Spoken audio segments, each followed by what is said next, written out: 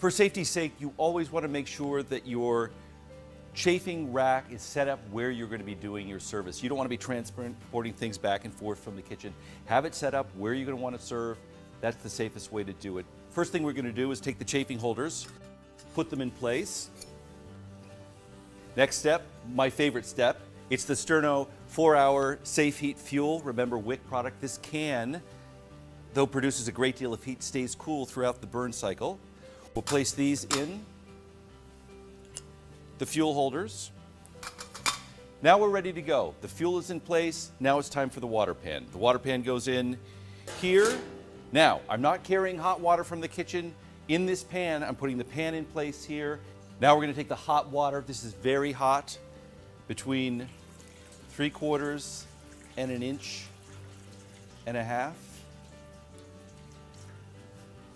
Next step is to light the fuel.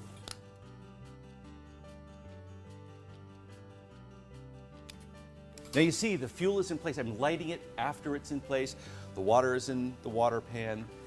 And now we're going to put the hot food. Remember, these are coming out of the kitchen hot. This pan is hot, above 140 degrees. We are not cooking food. We're warming it in our chafing dishes. Our protein, roast chicken. Now, water pan is hot. The fuel is going. The food is in place. Your guests will be arriving in 10, 15, 20 minutes.